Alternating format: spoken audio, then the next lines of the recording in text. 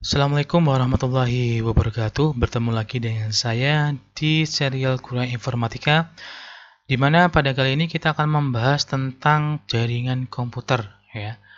Tapi lebih detailnya pada pertemuan kali ini kita akan membahas tentang pengenalan tentang jaringan komputer beserta teknologi-teknologi yang ada di dalam dunia jaringan komputer, seperti itu.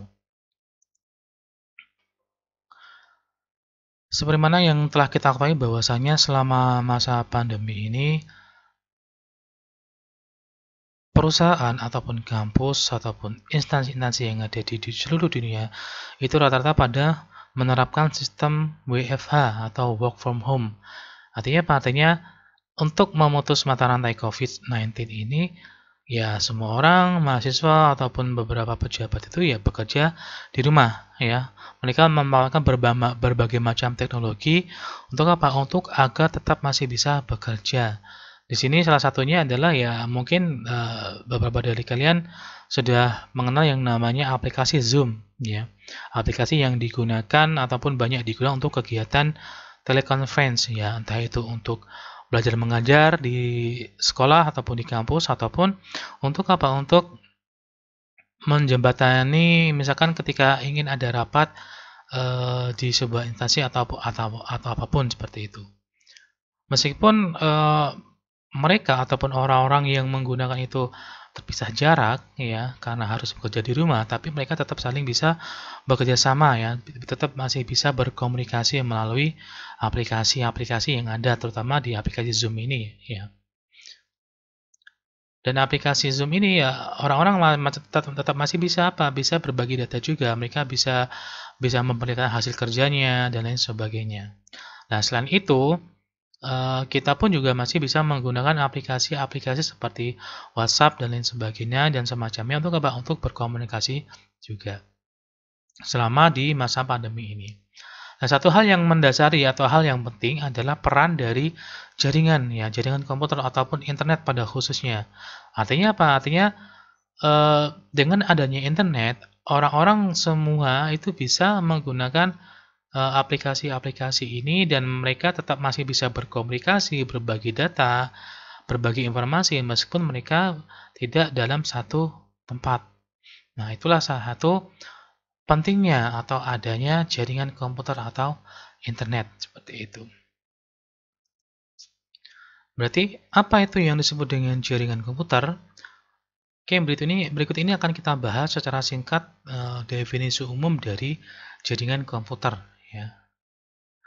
Jadi jaringan komputer itu adalah himpunan interkoneksi sejumlah komputer dan peralatan lainnya yang terhubung melalui alat komunikasi dan media transmisi. Jadi meskipun di sini namanya jaringan komputer itu tidak hanya terbatas pada komputer, tapi juga ada perangkat-perangkat yang lainnya, yang dimana semua perangkat itu akan menjadi satu kesatuan, kemudian terhubung dan jadilah jaringan komputer seperti itu.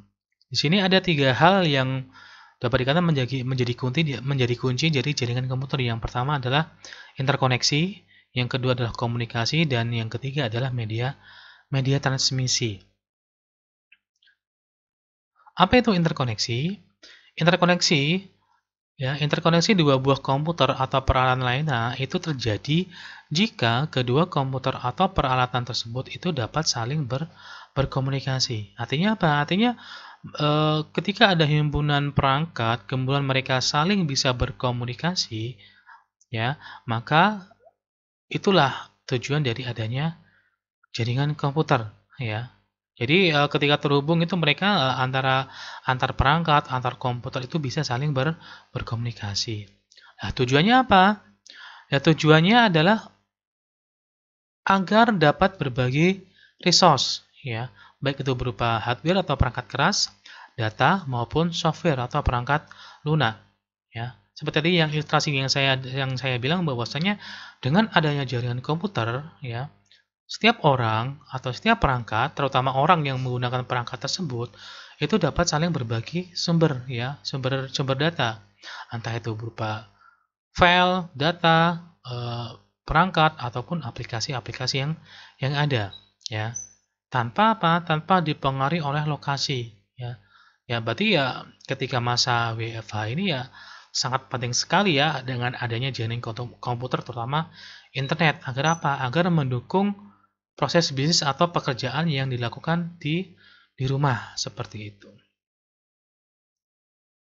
Jadi ketika sudah ada interkoneksi, maka ya perangkat-perangkat ataupun orang yang menggunakan perangkat tersebut dapat saling berkomunikasi. Dalam hal komunikasi data, ada beberapa hal atau ada beberapa bagian yang itu sangat penting dan harus ada dalam proses komunikasi data. Oke, misalkan kita ambil analogi dalam kehidupan kita sehari-hari sebagai manusia. Ya, ketika kita ingin berkomunikasi, harus ada hal-hal yang menjadi dasar dari komunikasi tersebut. Yang pertama apa? Pertama ada yang namanya alat bicara. Ya, alat bicara. Misalkan mulut ya, kalau kita masih bisa berbicara, berarti kita bisa menggunakan mulut untuk berbicara. Berbicara artinya apa? Artinya mengirimkan informasi. Ya, mengirim informasi kepada orang yang ingin kita kirimi, atau kita berbicara kepada orang yang kita ajak bicara. Selain alat bicara, maka yang kedua adalah alat mendengar, yaitu telinga contohnya. Jadi ketika si pembicara itu memberikan informasi, nanti si pendengar itu akan mendengar informasi yang sudah disampaikan, ya, melalui apa? Melalui telinga. Ada juga yang namanya medium transmisi atau udara, contohnya di sini. Udara fungsinya apa dalam komunikasi? Ya, udara fungsinya sebagai apa? Media untuk mentransmisikan ya suara yang keluar dari alat bicara kita agar apa? Agar bisa didengar oleh ya orang yang ajak kita bicara. Kenapa? Karena misalkan kita berada di ruang hampa udara ya, maka tidak ada media yang bisa mentransmisikan suara kita. Seperti itu. Kemudian yang terakhir, hal yang mendasari dari ini adalah alat untuk memahami. Ya, di sini contohnya adalah bahasa. Artinya apa? Artinya ketika ada dua orang yang berkomunikasi, maka ketika mereka menggunakan bahasa yang sama, maka komunikasi dipastikan akan berjalan lancar. Karena sama-sama saling memahami bahasa yang digunakan. Ya, coba bayangkan ketika ada dua orang ingin berkomunikasi, tapi mereka tidak saling memahami atau tidak tahu bahasa satu dengan yang lainnya. Misalkan si A menggunakan bahasa Jawa, si B menggunakan bahasa Sunda. Dan mereka tidak tahu bahasa yang digunakan oleh lawan bicaranya. Maka apa yang terjadi? Ya bisa jadi komunikasinya itu tidak dapat terjadi atau tidak sukses. Lah begitu juga hanya dalam dunia jaringan komputer. Maka dalam jaringan komputer itu juga ada semacam 4 hal ini yang menjadi dasar dari komunikasi, ya. Yang pertama ada yang namanya transmitter. Transmitter ini adalah alat yang digunakan untuk mentransmisikan atau mengirim data, mengirim informasi. Maka di sini kita analogikan transmitter di dalam dunia jaringan komputer itu mirip dengan mulut ya yang digunakan untuk berbicara atau mengirimkan pesan atau data. Kemudian yang kedua adalah receiver ya. Receiver ini alat untuk menerima apa? Menerima data yang sudah ditransmisikan oleh transmitter ini. Samanya dengan telinga. Telinga menerima suara yang sudah dikirim melalui mulut. Kemudian di dunia jaringan komputer juga ada media nanti yang digunakan untuk mengirim informasi, data, dan seterusnya. Dan sedangkan alat untuk memahami dalam dunia jaringan komputer atau mungkin dalam kehidupan manusia adalah bahasa. Dalam dunia jaringan komputer itu disebut dengan yang namanya protokol. Ya, jadi protokol ini alat yang digunakan atau standar yang digunakan dalam komunikasi antar perangkat yang ada di dunia jaringan komputer. Nanti kalau kita gambar secara sederhana nanti akan seperti ini proses ya. Proses komunikasi data dalam dunia jaringan komputer. Oke, misalkan di sini ada komputer, ada laptop. Kedua-duanya ingin saling berkomunikasi. Pada suatu waktu, komputer ini ingin mengirim data. Ya, ingin mengirim data ke laptop. Maka otomatis di komputer ini nanti dia itu akan si komputer akan mengirimkan data. Maka transmitter yang ada di komputer ini akan bekerja. Dia itu akan mengirimkan data ya ke laptop. Datanya bisa berupa teks, gambar, video ataupun suara. Lah di laptop, karena dia itu sebagai penerima, maka nanti alat yang bekerja pada saat menerima data dari si komputer itu adalah receiver di sini, ya. Sehingga ketika komunikasi dua arah ini berarti ya otomatis nanti di komputer itu pasti akan ada transmitter dan juga akan ada receivernya. Sama dengan ini ya, di laptop ini juga pasti akan ada transmitter, ada juga receivernya. Kemudian kedua perangkat ini terhubung melalui medium ya atau media. Medianya berupa apa ya? Yang kita gambarkan sebagai garis ini. Medianya nanti tergantung ya apakah mau menggunakan media yang kabel atau bisa menggunakan media tanpa kabel. Dan di masing-masing perangkat ini sudah ada protokol yang sama ya. Karena sudah ada protokol yang sama, maka kedua perangkat ini bisa saling berkomunikasi, saling bertukar data, mengirim data dan lain sebagainya. Jadi itu tentang komunikasi data dalam dunia jaringan komputer ya. Dan makanya di sini habis ini kita akan bahas sedikit tentang transmitter, receiver, medium dan protokol ya. Itu tentang platform komunikasi data ya. Yang pertama dengan transmitter ya. Tadi dalam kehidupan kita sehari transmitter itu kita ibaratkan sebagai alat yang digunakan untuk berbicara ya. Artinya dalam kalau sebagai kita sebagai manusia ya itu seperti mulut gitu ya. Nah, apa itu transmitter? Transmitter adalah alat yang digunakan untuk apa? Mentransmisikan data berupa sinyal-sinyal elektronis yang merupakan keluaran dari komputer. Jadi nanti ya ketika ada komputer A ingin mengirimkan data, maka nanti transmitternya yang akan bekerja mengirimkan datanya. Sedangkan receiver adalah alat yang berfungsi menerima sinyal dari pengirim untuk diteruskan kepada CPU. Jadi setelah data itu dikirim oleh transmitter, misalkan dari komputer A tadi ya, kemudian itu akan diterima oleh receivernya si laptop, ya. Kemudian setelah terima baru nanti akan dikirim ke CPU untuk diproses. Nah, di sini transceiver dan receiver itu biasanya itu berada dalam satu perangkat fisik ya. Ada satu hardware di mana di hardware tersebut sudah ada transmitter dan receivernya. Kalau dalam dunia komputer itu disebut dengan perangkatnya atau hardware-nya itu disebut dengan NIC ya, Network Interface Card. Atau mungkin kalau kalian yang masih punya komputer nanti biasanya di situ ada semacam perangkat terus seperti ini, dan di sini tuh biasanya untuk agar bisa terkoneksi dengan jaringan itu melalui kabel ya, dan nanti di NIC ini atau mungkin yang sering disebut dengan LAN card atau network adapter dan lain sebagainya, itu di dalamnya sudah ada yang namanya transmitter dan receiver seperti itu. Kemudian yang berikutnya adalah medium ya. Medium atau media yang digunakan untuk apa? Untuk mentransmisikan data. Nah, di sini dalam dunia jaringan komputer terdapat 3 jenis medium secara umum ya. Yang pertama adalah chopper atau kabel tembaga, di mana di sini ada 2 jenis ya, yaitu koaksial dan twisted pair. Kemudian yang kedua adalah fiber optik atau kabel fiber optik atau serat optik. Kemudian yang ketiga adalah wireless atau media tanpa menggunakan kabel. Ada apa saja nanti akan kita bahas setelah ini. Jadi, ketika komputer ingin mentransmisikan data, maka data-data itu yang sudah diubah menjadi sinyal elektromagnetik sinyal itu, maka nanti sinyal-sinyal itu akan dikirimkan melalui apa? Melalui medianya, ya. Media yang digunakan untuk menghubungkan antara si pengirim dan si penerima, seperti itu.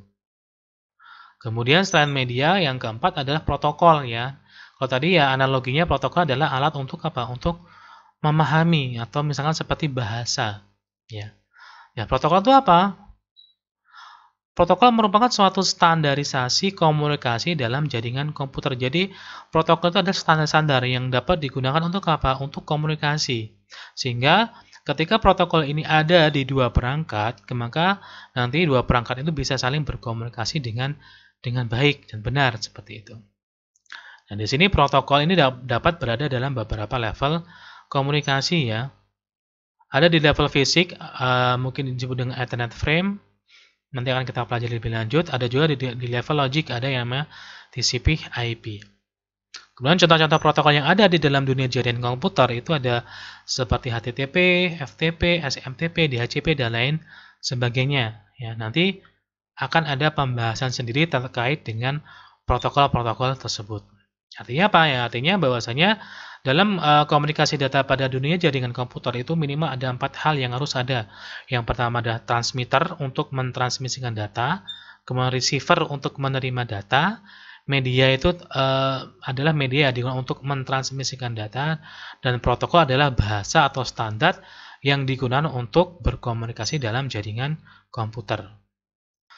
Dan kemudian setelah ini kita akan membahas lebih dalam lagi tentang media. Jadi kira-kira media apa saja sih yang dapat digunakan untuk membentuk sebuah jaringan komputer, ya. Tentang media dalam dunia jaringan komputer, ya. Di sini ada gambar. Kalau kita lihat di sini ada skema atau bentuk di mana di sini terdapat beberapa perangkat dan mereka saling terhubung, ya. Misalkan di sini ada komputer, ya. Komputer terhubung dengan perangkat yang ada di tengah ini dengan menggunakan kabel. Kemudian laptop juga terhubung dengan kabel dengan perangkat ini.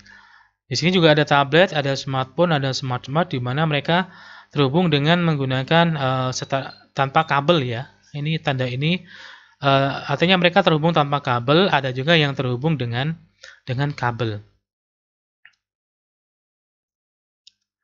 Oke, yang pertama media komputer yang pertama adalah twisted pair. Twisted pair ini termasuk dari golongan yang chopper tadi, ya, kabel tembaga. Kenapa? Karena dalam secara nyata memang kabelnya memang ini terbuat dari tembaga. Lah, kenapa kok disebut dengan twisted pair? Twisted artinya itu dipilin. Ya, pair itu pasangan. Nanti pasangan yang dipilih. Artinya apa? Artinya dalam satu kabel ini terdapat 4 pasang kabel, di mana masing-masing pasangan ini dililitkan, ya, dipilin seperti ini. Maka disebut dengan twisted pair. Nah, jenisnya ada 2, ada yang UTP, ada yang STP. UTP itu berarti yang tidak ada selubungnya, unsealed. Kalau yang STP ada penghubung, ada ini ya, ada pembungkusnya. Kita lihat di sini ya, secara fisik ya, memang di sini tidak ada bungkusnya. Jadi dari plastik kabel di luarnya langsung menuju ke kabelnya. Tapi kalau yang STP, dari plastik kabel yang di luar itu masih ada pelindungnya lagi, baru kemudian ini adalah kabelnya. Ya, bedanya fungsinya apa? Kenapa kok di sini masih ada, di sini pakai pelindung, di sini enggak, ya? Fungsinya pasti untuk melindungi. Melindungi dari apa? Yang melindungi dari sesuatu yang bisa mengacaukan proses transmisi, ya, mengganggu jaringan. Ya, karena di sini itu ada semacam alat tambahan, ya, otomatis ya kalau kita lihat dari harga pasti ini lebih mahal. Kalau lihat dari kehandalan, ya ini juga lebih handal karena masih ada banyak pelindungnya seperti itu. Nah, pada kabel twisted pair ini, di sini kalau kita lihat di sini ada warna-warnanya, ya. Ini warna-warnanya itu bukan sembarang warna, ya. Bukan sembarang warna, tapi ada maksudnya, ada tujuannya. Kenapa? Nah, nanti habis ini kita bahas.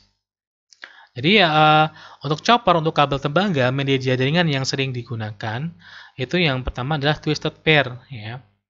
Mungkin kalau yang belum pernah melihat atau mungkin yang belum pernah memegang kabel ini, ya nanti silakan coba pergi ke toko komputer terus bilang aja mau beli kabel UTP atau mau beli kabel LAN seperti itu. Nanti pasti akan diberi yang model seperti ini. Di mana kabel ini itu bisa kita gunakan untuk apa? Untuk menghubungkan 2 buah perangkat atau lebih, ya. Untuk apa? Untuk membuat sebuah jaringan komputer. Nah, ketika menggunakan kabel twisted pair, maka di sini kita butuh yang namanya apa? Butuh yang namanya konektor, ya.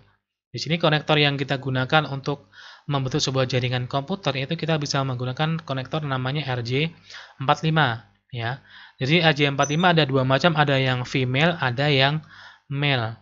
Kalau female itu biasanya langsung masuk ke dalam perangkatnya, ya, menjadi satu dalam perangkatnya. Misalkan kalau kita di laptop di sini, ya, di sini ada ada colokan di mana colokannya itu bentuknya seperti ini ya, berarti otomatis ini bisa digunakan untuk apa? Untuk mencolokkan kabel LAN ya, kalau kabel UTP tadi itu.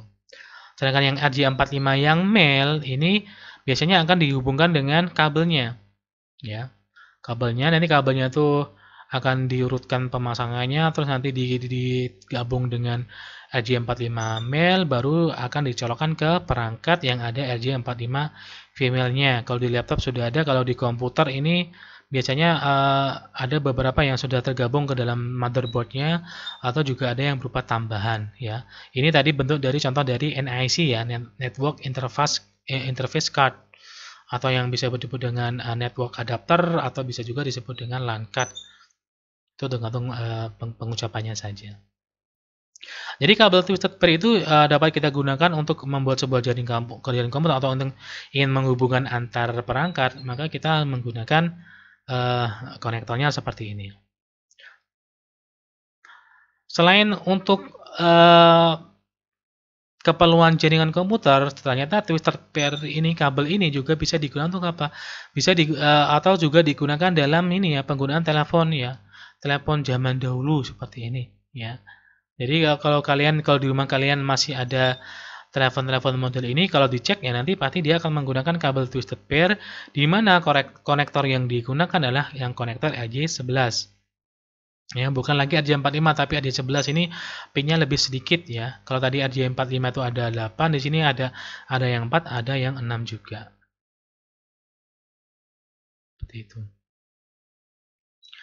Kemudian bagaimana cara menggunakan kabel twisted pair dalam dunia jaringan komputer, atau ketika kita ingin menghubungkan dua perangkat atau lebih, maka di sini ada dua buah mode penggunaannya ya. Yang pertama adalah mode strike ya. Strike ini artinya apa? Modenya ini memiliki urutan cara pemasangan yang sama antara ujung satu dengan ujung yang lainnya.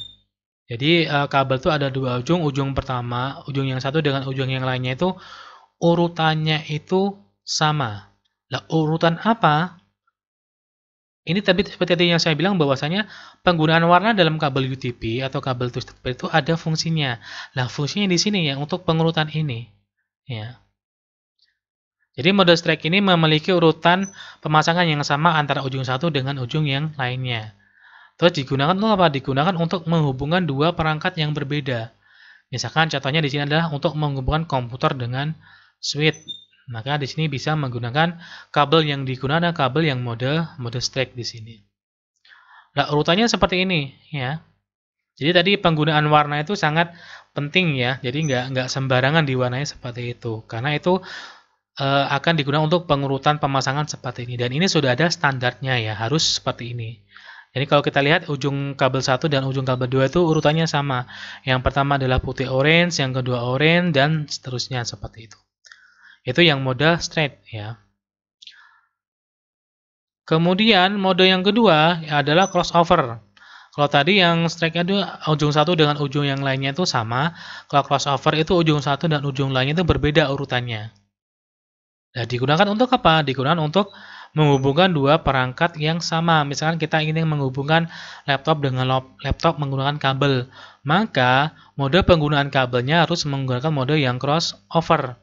Ya, artinya ujung satu dengan ujung yang lainnya itu berbeda. Seperti apa susunannya? Seperti ini, ya. Ini ujung kabel 1 dan ini ujung kabel 2. Kalau kita lihat memang berbeda, ya, berbeda urutannya. Seperti itu. Jadi ini tidak harus, ini sudah standar ya. Artinya apa?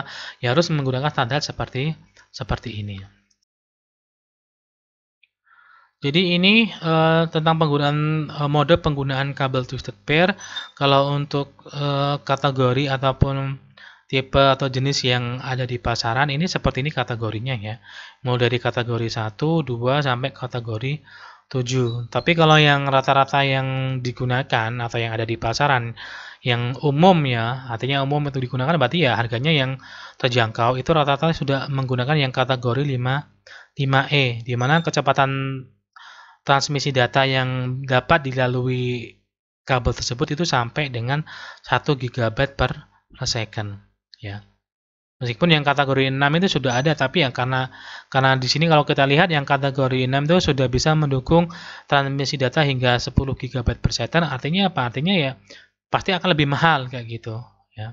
Pasti akan lebih mahal, sehingga rata-rata sekarang yang ada di pasaran itu yang paling murah itu ya yang tipe 5E ini ya, kategori 5E ini. Itu tentang twisted pair ya. Jadi yang paling umum, kabel yang paling umum digunakan untuk membuat sebuah jaringan komputer atau menghubungkan antar perangkat itu sekarang yang ada adalah yang twisted pair ini ya, karena murah ya. Kemudian tentang kabel tembaga yang kedua selain twisted pair itu adalah kabel koaksial. Kira-kira seperti apa ini? Ya, ini seperti kabel antena ya. Dan memang kabel antena memang itu disebut dengan kabel koaksial ya. Nanti ya modelnya akan seperti ini ya. Artinya apa? Artinya dulu sebelum adanya twisted pair itu ketika orang ingin terhubung dengan internet atau jaringan itu mereka menggunakan apa? Menggunakan kabel koaksial ini ya. Menggunakan kabel koaksial ini. Tapi sekarang sudah ditinggalkan ya. Sekarang sudah rata-rata pada umumnya kalau ingin murah ya menggunakan twisted pair ya. Kalau ingin mahal ya menggunakan kabel yang lainnya seperti itu. Jadi ini kabel koaksial ini juga menggunakan tembaga dan zaman dahulu itu juga digunakan untuk apa? Untuk membuat sebuah jaringan komputer ya, atau untuk terhubung dengan internet itu masih menggunakan kabel koaksial seperti ini. Kemudian kabel berikutnya atau media yang berikutnya, jadi tadi media yang pertama adalah chopper yaitu kabel tembaga.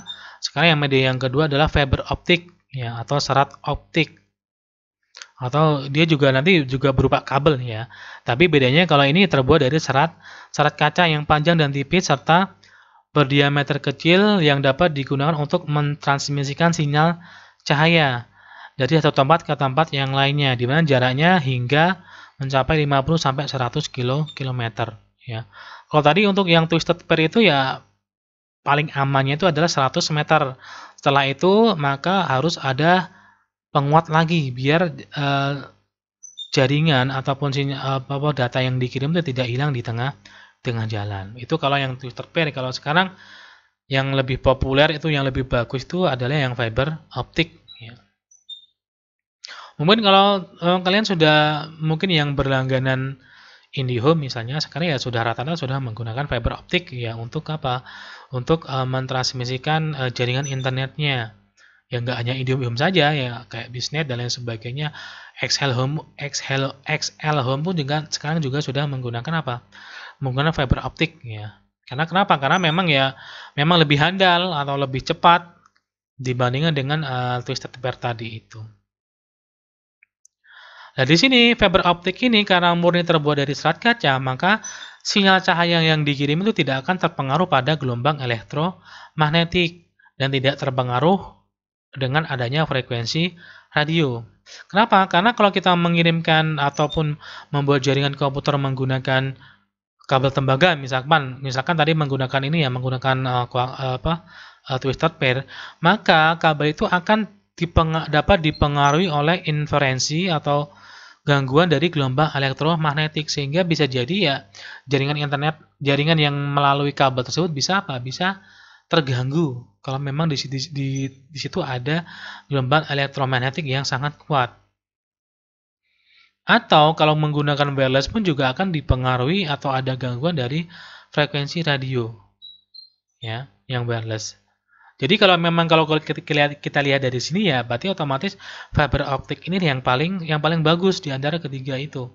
Ya, kalau dilihat dari ini ya, kalau lihat dari pengaruh dari beberapa hal ya, sehingga dapat dikatakan bahwanya fiber optik ini tidak kualitasnya tidak terpengaruhi oleh gelombang elektromagnetik dan tidak dipengaruhi oleh frekuensi radio. Sehingga kabel fiber optik ini mampu mentransmisikan sinyal melewati jarak yang lebih jauh dan juga mempunyai kecepatan yang lebih tinggi ya, dibandingkan dengan media yang lainnya. Sehingga dengan kelebihan yang dimiliki ini, maka fiber optik sudah banyak digunakan sebagai tulang punggung atau backbone jaringan telekomunikasi. Ya, kayak tadi IndiHome sudah menggunakan Biznet, kemudian XL Home dan lain sebagainya pun sekarang rata-rata sudah menggunakan fiber optik. Bahkan di beberapa kampus yang sudah besar itu ya rata-rata untuk menghubungkan antar gedung itu rata-rata sekarang backbone-nya atau tulang punggungnya itu sudah menggunakan fiber optik ya. Karena dari berbagai macam keuntungan yang ditawarkan oleh fiber optik ini. Terus kira-kira seperti apa fiber optik ini? Ini ada gambar ya, gambar yang menunjukkan tentang fiber optik ya di sini. Jadi modelnya seperti ini, kecil-kecil ya. Jadi ada serat-seratnya berupa serat kaca. Terus ini adalah konektornya yang digunakan pada fiber optik, dan di sini ada penampangnya ya. Jadi seperti ini struktur dari kabel fiber optik ini ya. Jadi ada intinya core, ada cladding, ada coating, kemudian ada serat-serat lain yang digunakan untuk agar kabel ini lebih kuat, dan juga ada kabel untuk jaketnya ini. Terus kira-kira seperti apa penampang dari fiber optik ini atau bagian-bagian dari fiber optik? Yang pertama, bagian pertama adalah ada yang disebut dengan core ya. Core atau inti merupakan serat kaca yang tipis tempat media cahaya berjalan sehingga pengiriman cahaya dapat dilakukan ya. Kenapa? Karena ketika kita menggunakan fiber optik, data yang akan dikirim itu akan diubah menjadi sinyal-sinyal cahaya. Dan sinyal-sinyal cahaya ini akan dipantulkan atau akan dirambatkan melalui core ini. Sehingga dapat terkirim seperti itu. Yang kedua, bagian kedua ada yang namanya cladding ya. Atau lapisan luar yang membungkus core, yang melindungi core. Dan fungsinya untuk apa? Untuk memantulkan kembali cahaya yang terpancar keluar agar kembali ke dalam inti. Kemudian yang berikutnya adalah namanya ada coating ya, buffer coating ya, atau selubung plastik yang bertujuan untuk apa? Melindungi serat ya, serat ini dari kerusakan yang diakibatkan karena lengkungan kabel ataupun juga karena kelembaban dari sekitar lingkungan kabel itu berada. Jadi seperti ini penampangnya ya. Ada core, ada cladding, ada coating, kemudian ada kabel jaket. Terus mode penggunanya ada berapa? Tipe dari fiber optik ini secara umum ada dua macam ya. Pertama adalah single mode, single itu satu, dan dia itu memiliki ukuran core yang kecil, kecepatan transfernya hingga 100 GB per second, jarak yang ditempuh bisa jauh hingga 100 km, dan karena single mode dia itu hanya dapat membawa satu macam pulsa atau sinyal cahaya, di mana cahaya atau sinar akan dirambatkan dalam garis lurus. Ya. Nanti ada gambarnya. Itu yang single mode ya. Jadi lebih kecil, lebih cepat, kecepatannya hingga 100 km per second, jarak yang ditempuh hingga mencapai 100 km, dan hanya dapat membawa satu macam sinyal cahaya saja yang dirambatkan dalam garis lurus. Tipe yang kedua adalah multimode. Multimode ini memiliki ukuran core yang lebih besar dibandingkan dengan single mode, sehingga resiko kehilangan pulsa cahaya itu di perjalanan lebih besar. Kemudian bandwidth-nya terbatas dan jarak yang ditempuh itu hingga dari 300 sampai 500 meter. Karena multimode, karena ukuran core-nya lebih besar, itu sehingga yang tipe multimode ini dapat dilalui oleh banyak pulsa atau sinyal cahaya sekaligus. Jadi penampangnya seperti ini ya. Penampangnya seperti ini. Ini yang single mode, jadi lebih kecil dan hanya dapat dilalui satu sinyal cahaya dan sinyal dirambatkan dalam garis lurus ini ya. Kalau yang multimode ini bisa dilalui oleh beberapa sinyal cahaya sekaligus ya, ada yang lurus, ada yang ke samping ditembakkan dan lain sebagainya. Nah, di sini tadi yang disebut dengan fungsinya cladding. Ya. Jadi ketika ada sinyal yang menembus ingin keluar dari sini, maka oleh cladding itu akan dipantulkan lagi ke dalam core-nya. Sehingga sinyalnya itu tidak keluar melalui core-nya ini, karena sudah dipantulkan kembali oleh si cladding ini.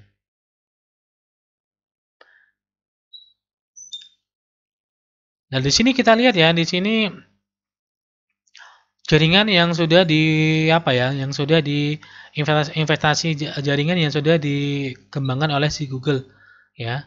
Dimana di sini antar benua itu sudah dihubungkan ya. Jadi Google sudah menghubungkan antar benua dengan menggunakan apa? Dengan menggunakan fiber optik tadi itu ya. Sehingga dengan adanya fiber optik ini ya berarti antar benua sudah bisa terhubung ya dengan cepat seperti itu. Maka tadi saya bilang bahwasanya memang sekarang dalam dunia telekomunikasi itu sekarang penggunaan fiber optik ini sangat berguna sekali seperti itu. Itu tentang media jaringan yang berupa fiber optik. Jadi yang pertama ada yang berupa koper atau kabel tembaga, yang kedua itu berupa fiber optik, yang ketiga yang berikutnya media jaringan yang ada adalah wireless media, yaitu media tanpa kabel, ya. Di sini ada beberapa macam. Misalnya yang pertama untuk kebutuhan indoor dalam ruangan yang jangkauannya hanya 10 sampai 50 meter, maka di sini kita bisa menggunakan yang namanya Bluetooth, ya. Bluetooth ini mungkin yang punya handphone, smartphone sekarang rata-rata sudah ada Bluetooth-nya, ya. Kemudian ada perangkat wireless seperti smartwatch, kemudian speaker pun juga ada sudah menggunakan Bluetooth, kemudian headphone atau earphone pun sudah, atau headset pun sudah menggunakan Bluetooth. Artinya apa? Artinya Bluetooth ini juga berupa media jaringan ya tanpa kabel yang bisa menghubungkan dua buah perangkat atau lebih, tapi jangkauannya sangat terbatas ya. Selain Bluetooth kita juga bisa menggunakan yang namanya WLAN atau wireless LAN. Apa itu nanti kita bahas ya. Kemudian untuk yang outdoor tapi jangkauannya kecil ya. Misalkan dari 50 sampai 200 meter kita bisa menggunakan wireless LAN atau WLAN ya. Kemudian untuk yang skala menengah misalkan dari 200 meter sampai 500 km outdoor kita bisa menggunakan GSM ya atau CDMA atau wireless WLAN point to point atau WiMAX ya. Kalau GSM ya berarti seperti yang ini ya, data seluler yang ada dalam perangkat smartphone kita ya. Itu juga termasuk media jaringan, sehingga apa? Sehingga ya smartphone kita meskipun tanpa kabel masih bisa berkomunikasi atau terhubung dengan internet seperti itu. Sehingga kita bisa mengakses website, kita bisa melakukan streaming di YouTube, bisa main game lewat smartphone kita dengan bantuan ini ya, media wireless ini. Atau ada juga yang penggunaan outdoor tapi yang dalam jarak yang sangat jauh ya, dari 5 km sampai 100 km itu menggunakan apa? Menggunakan microwave ya. Jadi kayak menara-menara atau tower-tower seperti itu contohnya. Atau bisa juga yang sangat jauh itu bisa menggunakan satelit ya. Komunikasi satelit itu juga dapat digunakan untuk apa? Untuk media komunikasi dalam jaringan komputer seperti itu. Jadi ini beberapa contoh teknologi atau media yang digunakan untuk berkomunikasi yang tanpa kabel ya dalam jaringan komputer.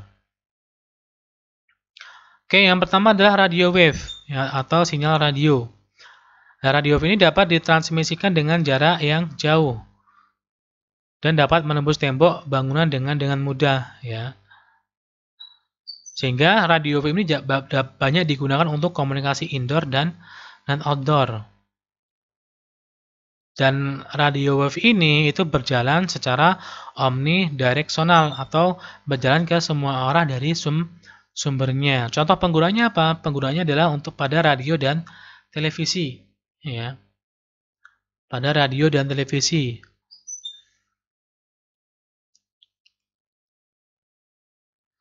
Kemudian penggunaannya seperti ini ya. Mode penggunaan dari sinyal radio wave atau gelombang radio itu ada yang ground propagation. Artinya apa? Artinya di sini sinyal itu akan merambat ini ya, merambat di atas tanah ini ya, seperti ini. Kemudian ada juga yang pakai menggunakan mode sky propagation. Jadi nanti akan dipantulkan ke dalam melalui ionosfer di sini ya. Atau yang line of sight, artinya apa? Langsung ditembakkan antara satu menara atau satu tower ke tower yang lainnya, seperti itu. Ini mode penggunaan dari gelombang radio, ya. Contoh frekuensinya, ya, ada yang VLF, LF, HF, UHF dan lain sebagainya. Mungkin kalau yang sering ngotak-ngatik TV itu sudah kenal ini ya, yang UHF, VHF dan lain sebagainya. Itu yang radio wave ya, atau gelombang radio. Yang berikutnya itu adalah Wi-Fi, ya, Wi-Fi. Macam-macam yang pengucapannya, ada yang bilang Wi-Fi, ada yang bilang Wi-Fi, mungkin ada yang bilang Wi-Fi dan lain sebagainya. Tapi istilahnya adalah mengacu pada sini ya. Wi-Fi atau itu kepanjangan dari Wireless Fidelity. Ini merupakan standar komunikasi yang dikeluarkan oleh badan atau organisasi IEEE, jadi dengan kode 802.11. Ya. Ini kodenya, kode standarnya ini. Artinya Pak, Wi-Fi ini adalah ya salah satu media jaringan tanpa kabel yang dapat digunakan untuk mentransmisikan data atau untuk membentuk sebuah jaringan komputer. Ya. Atau paling gampangnya ya kalau kita misalkan jalan-jalan kemana ke kafe, kemudian di kafe itu menyediakan Wi-Fi gratis, ya artinya apa? Artinya handphone kita bisa terhubung dengan Wi-Fi, kemudian dari Wi-Fi itu bisa menghubungkan smartphone atau handphone kita ke internet, ya seperti itu. Jadi kita bisa terhubung tanpa menggunakan kabel, tapi menggunakan media Wi-Fi ini. Nah, istilah Wi-Fi ini dibuat oleh Wi-Fi Alliance yang pertama kali diperkenalkan secara komersil pada Agustus 99, ya, sudah sekitar 21 tahun yang lalu. Dan Wi-Fi ini menggunakan gelombang frekuensi tinggi ya dari 2,4 GHz, di mana jangkauan jaringannya lebih luas dan tingkat gangguannya yang lebih tinggi. Ada juga yang menggunakan frekuensi 5 GHz, jangkauannya lebih kecil tapi gangguannya lebih sedikit. Ya. Kemudian ketika kita berbicara tentang Wi-Fi atau Wi-Fi, maka kita tidak akan lepas dari istilah yang namanya hotspot ya. Apa itu hotspot? Hotspot adalah tempat yang menyediakan akses internet nirkabel atau wireless atau tanpa kabel dalam mode wireless LAN ke jaringan komputer. Artinya apa? Artinya ketika di satu tempat itu ada hotspotnya, maka di situ kita bisa terkoneksi melalui hotspot tersebut agar kita bisa mengakses jaringan internet seperti itu. Dan untuk Wi-Fi ini itu ada beberapa standarnya, ya. Dari pertama kali muncul sampai sekarang standarnya sudah berkembang ya. Yang pertama ada yang namanya standar 802.11b. Jadi kalau teman-teman semuanya kalau melihat kode 802.11 itu berarti ini mengacu pada Wi-Fi ya. Atau biasanya kalau kalian beli laptop itu kan pasti akan ada spesifikasi dia itu menggunakan Wi-Fi standar apa. Pertama ya ada yang namanya standar 802.11b, di mana kecepatannya itu hanya sampai 11 Mbps dan jangkauannya hingga 100 meter. Frekuensi yang digunakan adalah frekuensi yang 2,4 GHz. Kemudian standar yang berikutnya itu adalah yang 11.A, ya, di mana kecepatannya lebih tinggi yaitu sampai 54 Mbps. Jangkauannya hingga 50 meter. Frekuensi yang digunakan adalah 5 GHz ya. Ingat ya tadi yang 2,4 itu jangkauan lebih luas tapi gangguannya lebih banyak. Kalau yang 5 GHz jangkauannya lebih kecil tapi lebih sedikit gangguannya. Nah, di sini standar 8 yang 11A ini tidak kompatibel dengan yang 11B atau 11G. Artinya apa? Ya, artinya ketika ada dua buah perangkat, yang satu menggunakan yang 11B, yang satunya menggunakan 11A, ketika ingin berkomunikasi menggunakan Wi-Fi ini, maka ya tidak kompatibel, tidak akan bisa seperti itu. Kemudian yang berikutnya adalah yang 11G ya. Ini kecepatannya 54 Mbps, jangkauannya hingga 100 meter dan frekuensinya menggunakan yang 2,4 ya. Karena kalau kita lihat di sini frekuensinya aja sudah berbeda ya. Yang A menggunakan 5 GHz, yang B dan G menggunakan 2,4 GHz. Kemudian standar berikutnya adalah yang 11N. ya. Mempunyai kecepatan sampai 300 Mbps, kemudian jangkauannya itu hingga 250 meter. Frekuensinya itu menggunakan ini ya. Ada yang menggunakan 2,4 GHz, ada juga yang menggunakan 5 GHz, dan teknologi yang digunakan di sini sudah ada yang namanya single user ya. Multiple signal and antenna ya, SU-MIMO ya. Single user, multiple input, multiple output. Apa MIMO? Nanti habis ini kita jelaskan. Ya. Ya, sekarang rata-rata di pasaran kayak seperti laptop itu sekarang rata-rata sudah menggunakan yang 11.N ya untuk standar Wi-Fi-nya.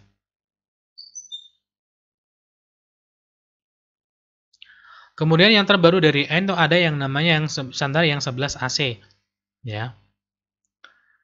Atau kadang disebut sebagai gigabyte Wi-Fi atau 5G-nya Wi-Fi ya.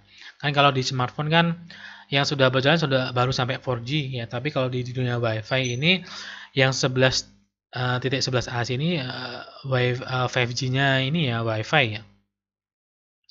Dimana frekuensinya itu menggunakan 2,4 dan 5 GHz, kemudian kecepatannya itu hingga mencapai 1,3 Gbps yang menggunakan 5 GHz, kemudian yang menggunakan frekuensi 2,4 GHz itu kecepatannya hingga 450 Mbps ya, sangat cepat sekali. Kemudian ini kompatibel dengan BGN ya, ini sudah kompatibel dengan BGN yang AC ini. Kemudian sudah menggunakan teknologi SU-MIMO ya, hanya bisa mengirim ke satu pengguna atau alat pada satu waktu secara bergantian. Dan di sini pada versi 11 AC ini sudah menggunakan teknologi beamforming. Artinya apa? Seperti gambar ini. Ya, ini adalah Wi-Fi yang zaman dahulu. Artinya apa? Artinya ketika Wi-Fi itu memancarkan sinyal itu bentuknya seperti ini. Ya, artinya apa? Artinya ya semakin dekat dengan sumber maka dia akan mendapatkan kualitas yang lebih baik. Ya, seperti itu. Tapi ketika menggunakan teknologi beamforming, maka ketika ada perangkat terhubung dengan perangkat Wi-Fi ini, maka perangkat Wi-Fi ini akan apa? Akan membuat jalur tersendiri, ya, jalur tersendiri dengan perangkat-perangkat yang terhubung, sehingga apa? Sehingga kualitas yang didapatkan itu akan sama, ya, akan sama. Tapi karena dia masih menggunakan yang teknologi SU-MIMO, artinya single user, artinya apa? Artinya ketika ada 3 perangkat ya ini terhubung, maka nanti proses pelayanannya itu adalah satu persatu. Ya, ini dilayani terlebih dahulu, kemudian ini, dan secara bergantian. Jadi ya masih tetap harus ada jeda ya, sedikit jeda seperti itu. Itu yang standar yang 11 AC. Kemudian yang lebih baru ini ya yang SU-MIMO tadi ya, single user MIMO. Multiple input, multiple output. Artinya apa? Ketika ada perangkat, jadi transfer pelayanannya ada satu persatu. Yang ini dulu, kemudian yang mana yang terhubung dengan perangkatnya. Itu yang disebut dengan SU-MIMO ini. Ya. Kemudian yang standar berikutnya adalah yang AC Wave 2. Jadi lebih terbaru daripada yang AC tadi ya. Di mana frekuensinya menggunakan yang 5 GHz, kemudian kecepatannya hingga mencapai 3,5 GB per second. Ya. Dan saluran maksimum pada bandwidth itu meningkat dari 80 MHz menjadi 160 MHz. Nah, tadi ketika yang AC itu menggunakan SU-MIMO atau single user MIMO, maka pada yang AC Wave 2 itu sudah menggunakan yang MU-MIMO, multiple user. Seperti apa? Habis ini kita jelaskan. Dan di sini juga sudah menggunakan teknologi beamforming. Yang disebut dengan MU-MIMO, multiple user tadi itu nanti seperti ini. Artinya apa? Artinya ketika ada 3 perangkat misalkan terhubung dengan perangkat Wi-Fi ini, maka masing-masing akan dilayani sendiri-sendiri ya, secara bersamaan. Ya. Jadi masing-masing akan dibuatkan jalurnya dan akan akan dilayani secara bersamaan, tidak perlu bergantian. Ya. Tidak perlu bergantian. Tadi kalau yang Sumimo kan bergantian ya. Meskipun sudah ada teknologi beamforming tapi setelah bergantian. Tapi kalau yang Mumimo ini itu pelayanannya sudah satu persatu ya. Jadi pada saat bersamaan bisa melayani 3 buah perangkat atau lebih ya. Tidak perlu antri, tidak perlu diurutkan seperti itu. Jadi itu tentang media transmisi yang ketiga adalah yaitu wireless ya. Jadi penekanannya lebih ke bagian Wi-Fi dan radio wave ya untuk GSM. Tapi lebih banyak kita membahas tentang Wi-Fi karena itu yang kita gunakan juga seperti itu. Nah kemudian ada teknologi yang berhubungan dengan ini ya, yang berhubungan dengan jaringan komputer di mana teknologi ini itu sangat sangat penting atau sangat membantu sekali untuk para orang-orang yang berkecimpung di dunia berkecimpung di dunia pendidikan. Ya. Apa itu? Yaitu tentang eduroam ya. Atau singkatannya adalah education roaming ya. Intinya apa? Ini tidak akan kita bahas, ini cuma akan saya singgung sebentar saja tentang apa itu eduroam. Jadi intinya eduroam itu adalah jaringan tersendiri di mana dengan adanya eduroam, setiap instansi yang sudah memiliki atau sudah terdaftar dalam eduroam itu bisa membawa identitas mereka itu di mana saja. Contohnya bagaimana? Contohnya misalkan di UI itu sudah memiliki atau sudah menggunakan teknologi eduroam. Sehingga misalkan ada mahasiswa UI ya, sudah punya akun di eduroamnya UI, atau dia pergi ke luar negeri ke Australia misalkan. Dan di Australia itu ada kampus yang sudah terkoneksi dengan eduroam. Sehingga mahasiswa UI tadi itu yang sudah punya akun di kampusnya itu akunnya itu bisa digunakan untuk terkoneksi ke jaringan di luar negeri. Seperti itu. Sehingga hal ini apa? Hal ini ya sangat membantu ya, membantu terutama pada orang-orang yang berkecimpung di dunia pendidikan agar apa? Agar mereka bisa terkoneksi di mana saja dengan menggunakan akun eduroamnya ini. Seperti itu. Jadi manfaat dari eduroam itu seperti ini. Jadi kita ketika kita berada di suatu negara dan negara di situ ada kampus yang ada eduroamnya, maka kalau kita punya akun eduroam di institusi kita, maka kita bisa menggunakannya juga di luar negeri, ya sehingga kita bisa terbantu dengan adanya eduroam ini. Dan di sini teknologi yang atau solusi teknologi yang digunakan ketika ingin menggunakan eduroam ini tidak akan kita bahas lebih lanjut lagi, ya.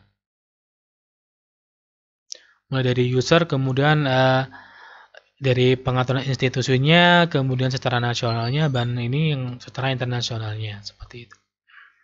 Dan di sini di Indonesia, jaringan eduroam yang ada di Indonesia itu sampai saat ini baru ada 13 ya. Mulai dari ITB, UII, kemudian UGM, UNY, Unibrow, dan seterusnya. Ya seperti tadi saya bilang ya, bahwasanya ketika ada mahasiswa UI, mereka pergi ke Unibrow, maka nanti mahasiswa itu bisa terhubung dengan jaringannya Unibrow dengan menggunakan akun eduroam dia yang sudah didapat di UI. Ya, seperti itu. Dan ini ada tambahan ya, nggak hanya 13, ini untuk Universitas Muhammadiyah Yogyakarta itu juga sudah ada eduroamnya seperti itu. Sehingga jaringan eduroam ini akan sangat membantu para mahasiswa, para dosen dan lain sebagainya ketika mereka mengunjungi kampus-kampus yang ada seperti itu. Dan di sini ternyata nggak hanya kampus saja ya, di dunia ini sudah tersebar ya sampai 12.000 lokasi yang sudah menggunakan eduroam, mulai dari universitas, rumah sakit, bandara, kemudian public transportation seperti itu. Oke, jadi itu materi kita tentang pengenalan jaringan komputer dan beberapa media ataupun teknologi-teknologi yang ada. Kurang lebih saya mohon maaf, sampai ketemu lagi di pembahasan lebih lanjut tentang jaringan komputer. Oke, Sekali lagi saya ucapkan terima kasih. Wassalamualaikum warahmatullahi wabarakatuh.